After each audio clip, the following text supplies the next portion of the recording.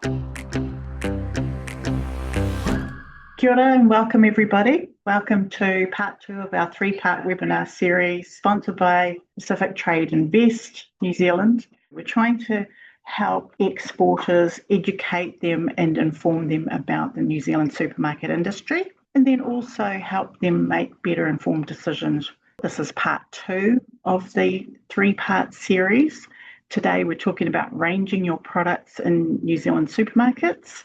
Right, so let's start with key takeaways from webinar 1, which was last Tuesday. Before you get started, get informed. Where do you go and look for that information?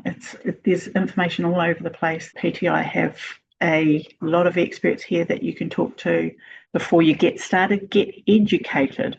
Look around to find out what's topical in the news right now. The supermarket industry has been top of mind in the media quite often over the last few years, and I've put here at the bottom some links into the Commerce Commission and the Grocery Supply Code as two of the really important pieces of real news that you can get into, have a read, find out more about what's going on and what drives all of the changes. Getting retail ready. Look, it's a real process and it takes time. How much time does it take to get into a supermarket? Well, if we exclude any pre-planning stages and negotiations with support to sell product into supermarkets here in New Zealand, it can take as little as 6 months. It does depend on the retailer needs at the time and whether that's a priority to them. Setup delays and incorrect information can cause real delays. Moratorium is something that you have to plan around, and that's so that stores can focus on giving their best trading period there. And then getting retail ready before you go into the supermarkets, you've got to get all your ducks in a row, optimizing your time and the cost that it takes. There are 1,001 questions to consider when you're getting retail ready. I've listed a number of them here. If there's something on this list that you'd like to ask a question about later, feel free to do so. But one of the key things is actually for a retailer is, can you supply consistently?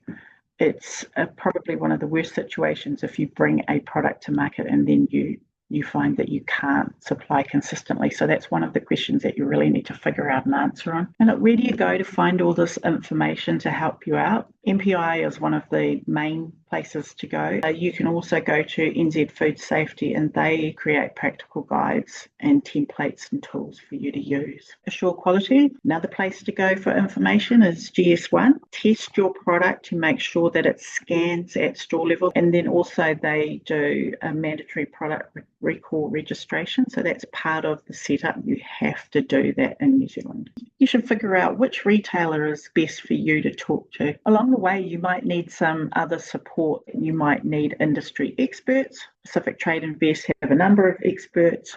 Any other contacts that you have within New Zealand, including consultants, distributors, retailers. Always talk to your retailers as well. And when you're considering your path to market, are you coming into the market via a sales agency or distributor, or are you going to go direct to the retailer? Appointing a New Zealand partner if you can't come direct to the retailer yourself. Engaging the retailers. Before you go any further, stop and make a plan. Ensure that your numbers and costings are accurate. That is one of the biggest things I've come across. I've worked with 105 suppliers, and the numbers are always a piece where they need to be checked, rechecked, and making sure that you are in a position where you're not having a negative impact on your business. There's 2 ways to enter the market with the major retailers, so Woolworths and Foodstuffs: new product launch windows or category reviews. The new launch windows, it can either be new product or resubmitted products. It's where they look at just the new products, not the whole category. So category reviews, the process, it is a major activation.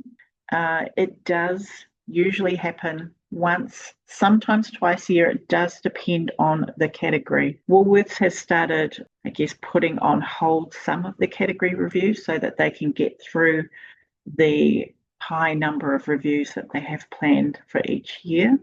So that may impact you. Something to be aware of: private label brands and contracts.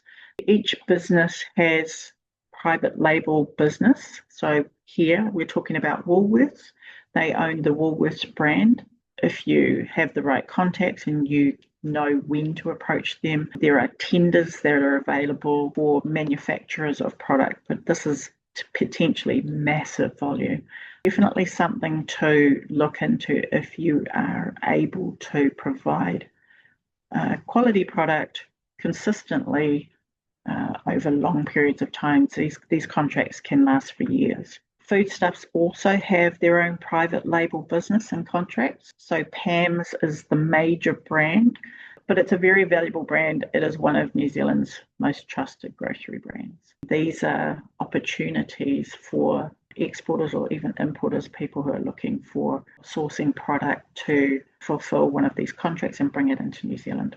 Why category reviews matter? It's your product's opportunity to shine. Put your best foot forward. One of the things that I've seen through the last 3 years is when there is a category review on, most of the retailers will share their strategy with you. Very few suppliers actually read that strategy and then apply it to their product and the relevance of their product within the strategy and put it as part of their presentation. It's definitely a key way for you to win if you can tie your product into that strategy. This is what an NPD window or a category review plan looks like. The steps that it takes to get you from the start of a process to the end of the process. Understanding your retailer is really important, the relationship nuances that they have versus others. And here is just a quick kind of diagram of the supermarkets and how they break down into the two major retailers. And then each of those retailers have a support centre. That's where you will find the category team, supply chain, finance, accounts, marketing, all in that one space. To find the category manager, you go into the merchandise department, and then the category team and the category manager sit there. And that's who you present to. They're responsible for a number of things.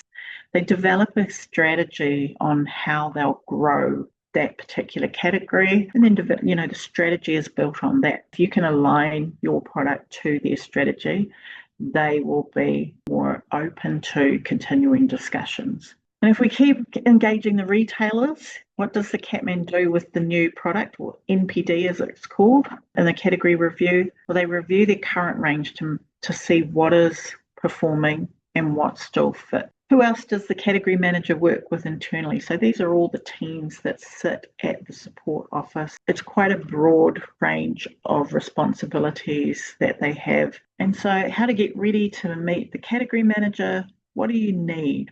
Well, first of all, you need to go out there and get some market knowledge. Commercials, what you're offering them is what you really can sell it to them at, using all of the right templates. You need a presentation deck. I'm forever telling my suppliers not more than 8 to 10 pages. Talk to the points. You always need actual physical samples. It's important to keep that communication and awareness open with your retailer. No surprises.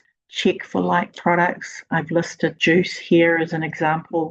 What's in the market, what's leaving or left the market. So the more you can find out about the market, the more you can really understand what the opportunities might be. Modelling your pricing scenarios. In New Zealand, you can't promote more than 26 weeks in total, or more than 13 weeks at any one price point in a back-to-back situation.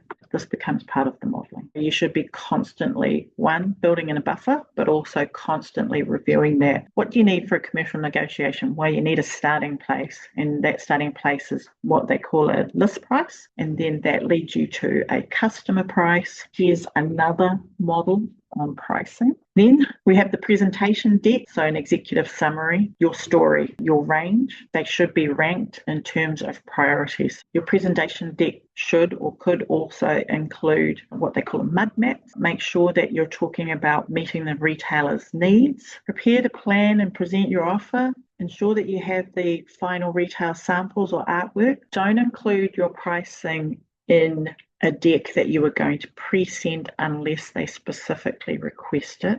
Now you can book that meeting. You've got your presentation ready, you've got your samples ready to go, you've worked on your commercials. Now you can book the meeting with the category team. Sum up today, it's all about getting retail ready, gathering market knowledge, creating a plan, engaging the retailer. in the way that they need to be engaged. We end with booking that meeting. I would encourage you to come back for session 3 about what happens if the category manager says yes. So now we are at questions. Are the dates for when reviews are done visible to anyone? Do you need to be speaking to the category manager to get those details? The answer for that is it is visible to almost anyone. Yes, you could speak to the category manager first, but if you go on to, for instance, the Foodstuffs website, that information should be available on the website. Hopefully that helps answer your question. As a supplier of printed board packaging for retail, at what point of the retail journey would we engage with a potential client in order to assist them with product packaging? You'd want to be involved right from the start, I would say, when they're designing product and looking at the right packaging for shelf, but also the right packaging to move product from one place to another. Are there a lot of differences in approaching foodies compared to woolies? Really good question. Yes, there is in terms of the process and the way that they work, but overall it's basically the same. So you need to have those things that we've just talked about: presentation deck, product information, pricing, and samples are all required. It just might be in a different way. Are there any annual trade shows available whereby we can bring samples and meet with potential buyers? Last week in Deck 1, we showed the trade shows, the food and beverage trade shows that are coming up in New Zealand. We're going to share all of those with everybody who attended the presentation. You will see that there are 3 more coming for this year. They've already had 1 down in Christchurch, and the team at Pacific Trade Invest might be able to help you with that as well. Thank you so much for coming today. We will hopefully see everybody next week for the final part of the webinar series, and I hope you enjoyed today and I hope you found it informative.